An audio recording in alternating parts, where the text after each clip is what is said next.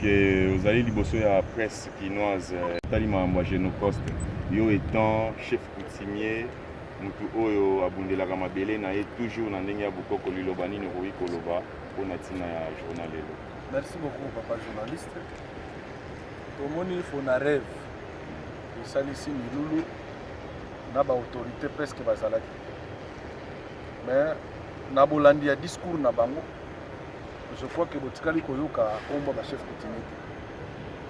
C'est-à-dire le chef coutumier bazo regretter bazo mona c'est comme si en République démocratique du Congo le chef coutumier bazo zwa bango penza en considération. Bazo zwa bango en considération parce que tango bino bolingo sala biloko na kati ya mabele ya mutu il faut solliciter bakolo mabele. Boye bo sali na bino ici et bokei na bino. Vraiment mécontentement ya makasi ezali kati na ba chef coutumier. Génocoste, c'est un mot français. Dans la langue, na évité parce que bato bana bamboka tang bazoka Génocoste et Génocoste. Bako considérer on ngeni ba yebi yangote. Et to ko sepela tant que République démocratique du Congo ezali mboka oyo biso bankumu to chaki mabele, to sangisaki ba mabele pour que comme Congo lelo parce que tout aki na ba empire na ba royaume. To ndimi to sangisi mabele mais la plupart to zomona ba politiciens bazo memela biso mingi français. Alors pas la biso bankumu ezo sala biso moi parce que Génocoste wana bazolo bela. En tout cas mingi ba yebi yangote. Mais to koloba boye. Kola balobeli Génocoste, c'est-à-dire bazo bela esika bitumba ezali bato bazo kufa. Bato bazo kufa baza peuple na biso. Bauti na kati ya empire, bauti na kati ya royaume, bauti na kati ya clan, bauti na kati ya famille. C'est-à-dire il faut ba solliciter ka biso avant tout basala ba makambo na bango. Mais tant bazo solliciter biso te. Même na ba discours bazo tanga biso te na kati tozate. C'est-à-dire biso toza la monde à part. Toza la monde à part. Parce que bango balingeli bongo. Mais biso souci na biso ezali par institution et tambola elongo na biso. D'ailleurs biso il faut toza la sima président de la République comme institution coutumière et traditionnelle pour que mboka oyo Congo ekende liboso. Tala ba mboka oyo nyonso ya Afrique oyo bazozwa coutume na bango culture na bango en considération tala ba mboka wana ndenge zo innover. Mais pourquoi pas la République démocratique du Congo? La République démocratique du Congo so total yango na monene nango eza pays te eza continent. Rassemblé na ba clan, na ba coutume et tout ça.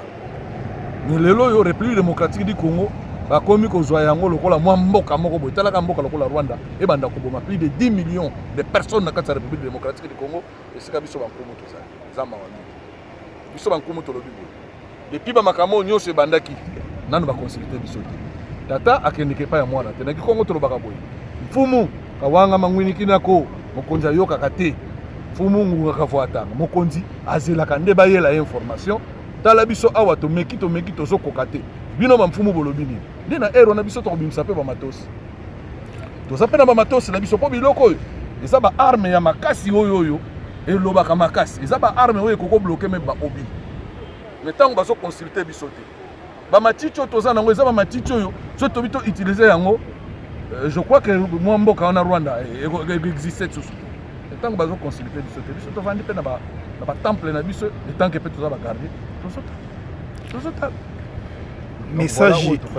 message pour tous ceux qui sont lelo cœur ezali ko bundama na kati ya Congo bino bankumu dilobani boko pesa na bayi oyo bakoya lokola bilenge à travers toza ko loba mabele ezali nini yo ezali chef traditionnel o expliquer biso mabele ezali nini po guerre ya ngwana Rwanda ezali ko sala biso za magambo mabele non seulement biso toza bakolo ba mabele ndenge bolobi mais en réalité biso toza ba gardien ya culture na bazi et coutume nango pona makambo etali bitumba ndenge tozoloba il faut kaka ba consulter biso tokoki kobunda bitumba wana tosimbi arme te mais tosilisi yango même pendant une semaine bitumba wana pesi et puis tokangi pe ba frontière pour que ba mboka mosusu pe bakoka kobundisa biso te est-ce que tango to conquérir ba mabele oyo tobundaka te et ba force wana est-ce que sili biso tozana ba force wana tozana yango sauf que il faut ba consulter biso ba benga biso ba consulter biso de bongo biso tokoka kolakisa ba mayele na biso tozana Tondi Botondi. Merci. Tondi Botondi mingi. Démocratique du Congo. Yango ezali cœur ya Afrique mobimba. C'est-à-dire esika nzambe avandaki esika batikaki tradition ya Afrique mobimba tokoki kosolola na biso na baninga na biso bapays voisin te toza na nyonso mais sauf que lokola basalaka buzoba ntango touti table ronde tozwi mikanda tokomi na Brazzaville bapoliticien bayibi mikanda bayawa basali gouvernement na bango buzoba wana yango ezokontinue ti lelo basala marche en arrière pour que bakutana na biso bankumu tosolola po tokomeli bango déjà plusieurs fois mais bazoyokela biso te. Merci beaucoup, c'est moi juste. Le chef, par rapport à l'élo. Mais nakokama parce que chef il faisait la mabe. Alors ce cas chef santé, c'est-à-dire nana créé politique nous a créé. Tango politique abandi ko pesa batu mikanda. Yo za mwana. Oyaki kokuta tata na mabelo sa mifandela. Mais yo komi ko sala mikanda po banda ko pesa na tata. Ne sika ba fo ba yeli. Pouvoir e bandaka. Soki boza patriarcat, soki boza matriarcat, mais un nom oreza la ya famille ne ba pona ba pesa la yo nyonso. Gouvernement congolais, l'état congolais nda komi ko sala mikanda, ya ba arrêté, ya ba nini. Allez-y comprendre. Ba fo ba koya te ndenge. Ndenge moko ba pasteur bazali. Ndenge moko ba pasteur bazali. Lelo tozo ka ba pasteur. Mais il y a des pasteurs au bazar ba pasteur te. Mais ba fungoli ba église. Bazote ya pe. Ndenge moko pe na ba coutumier. Tellement biloko wana nyonso ezo uta na 3e direction ya ministère de la justice. Ndenge yango désordre koti makasi. Ba benga biso to vanda entre gouvernement congolais na biso bankumu pour que to bongisa mboka. Totondio matondo favorable à chaque Congolais, à chacun d'entre nous. C'est une occasion de l'avoir aujourd'hui. Le grand artiste congolais voulait organiser un grand événement à France. De ma hiérarchie, j'ai parlé en permanence avec les lycées, j'ai parlé avec les quais des lycées des affaires étrangères. J'ai pris parole à la commission des affaires étrangères, défense, forces armées du Sénat. Et j'ai porté les desiderata de la communauté congolaise, de la diaspora congolaise. Mais la France en a décidé autrement, le pays. Mais les combats, nous l'avons menés. Mais la France a estimé qu'à cette date-là, les concerts ne devaient pas se faire. Nous sommes encore dans la bataille, nous sommes en train de nous battre. Parce que ces concerts-là, il est important. C'est un devoir de mémoire aussi, de solidarité, que nos artistes et nos grandes stars, et vous savez que ce qui est arrivé, c'est un hasard du calendrier. Ce n'est pas quelque chose qui a été prémédité. Mais nos stars sont là, quelles que soient les circonstances et les temps, ce concert aura lieu et on va honorer, on va assister, ils vont exprimer leur solidarité au peuple de notre pays qui souffre à l'est de la République gratuitement. Il n'y a aucun Congolais qui a franchi ses frontières pour aller semer le trouble au Rwanda. Mais nous, qui sommes depuis bientôt 3 décennies, les affres de la guerre nous sont causés par un pays qu'on considère comme un pays à nous, un pays frère. Et aujourd'hui, qui nous a montré les visées qu'il avait expansionnistes, hégémoniques et surtout l'accès aux minerais stratégiques de la République. Je me bats pour l'amour de mon pays, je me bats derrière la vision du chef de l'État, son Excellence Félix Antoine Tshisekedi, pour que le Congo retrouve sa place et sa dignité tout entière au sein des institutions internationales et dans les rapports bilatéraux avec les autres. Il s'agit de la France et des autres. Non. Voilà. Merci beaucoup. Merci. Ne sont pas utilisés pour commettre les mêmes choses.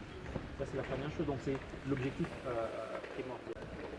Il y a eu un temps où nous avons mûri la question et nous pensons qu'aujourd'hui, les étoiles sont alignées pour que la voix de la République démocratique du Congo soit entendue.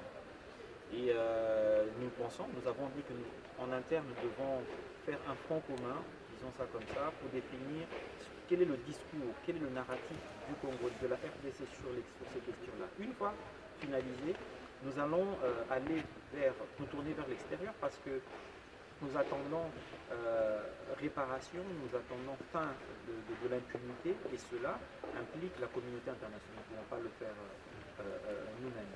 Nous pensons aujourd'hui que le moment est propice au regard de l'actualité de l'heure pour que la voix de la RDC soit finalement entendue et que justice soit faite pour toutes ces victimes qui se comptent par dizaines de milliers. Et quand vous parlez de réparation, excusez-moi, est-ce que ça veut dire que vous attendez que la communauté internationale se prononce officiellement en reconnaissant qu'il y a bel et bien génocide en RDC, ou que la facture soit attribuée à cette communauté internationale qui vient à la communauté?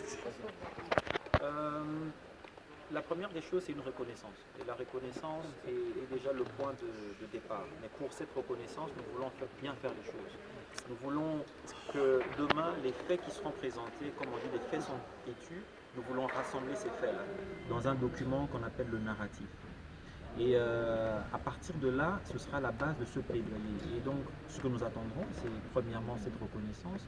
Et deuxièmement, comme nous l'avons obtenu dans un autre registre avec l'Ouganda qui a été condamné par la Cour internationale de justice à payer des dommages et intérêts, nous pensons, nous ne pouvons pas anticiper sur cela, mais qu'une réparation de quelconque que ce soit pourrait être envisagée également. Merci beaucoup. On va les atteindre. Et l'année prochaine. L'année prochaine. On a fini, on prendra le DG maintenant. S'il vous plaît.